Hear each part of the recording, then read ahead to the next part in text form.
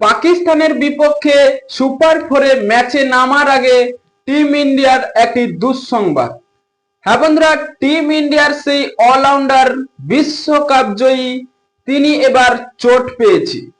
তিনি ওমানের বিরুদ্ধে ম্যাচ চলাকালীন ক্যাচ ধরতে গিয়ে ড্রপ হয়ে যাওয়ায় সেখানে মাথায় চোট পেয়েছে সেই পরিচিত আমাদের অক্ষর প্যাটেল।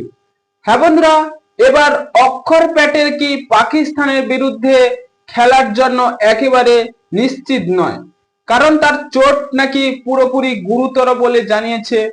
হ্যাঁ বন্ধুরা, পাকিস্তানের বিপক্ষে এ ধরনের অলরাউন্ডারকে আমাদের অবশ্যই স্কোয়াডে দরকার, কারণ অক্ষর প্যাটেল যে পারফরমেন্স এশিয়া কাপে তা খুবই সুন্দর। কারণ টি-20 বিশ্বকাপে তিনি এই অক্ষর প্যাটেলের সুবাদে টিম ইন্ডিয়া জয় পেয়েছিল। তাই এবার এশিয়া কাপেও তাকে অবশ্যই দরকার, তার চোটটাকে সারিয়ে পাকিস্তানের বিরুদ্ধে খেলানো উচিত। হ্যাঁ বন্ধুরা, এই অক্ষর প্যাটেল যে দুর্দান্ত ব্যাটিং বোলিং এবং যেখানে উইকেট দরকার সেখানে তিনি উইকেট তোলার দক্ষতা রাখে। তাই এবার চিন্তিত সেই গৌতম গম্ভীর ও টিম ম্যানেজমেন্ট।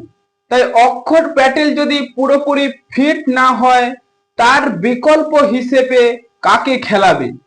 কিন্তু টিম ইন্ডিয়া যদি পরিসংখ্যান আমরা দেখি, সেখানে স্ট্যান্ড বাই অর্থাৎ রিজার্ভ বেঞ্চে বসে থাকা সেই রিয়ান পারাক এবং ওয়াশিংটন সুন্দর, এ দুজনেই অলরাউন্ডার রূপে পরিচিত।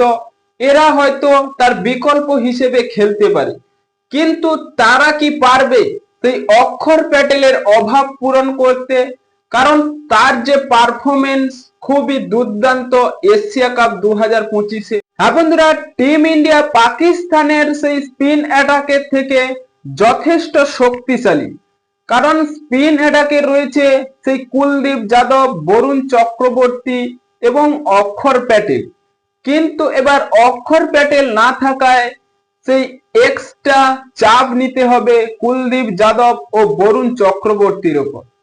যদি স্পিন অ্যাটাকে কোনো অলরাউন্ডার সেই অক্ষর প্যাটেলের পরিবর্তে আসে, তাহলে হয়তো অনেকটাই স্বাভাবিকভাবে তারা খেলতে পারবে।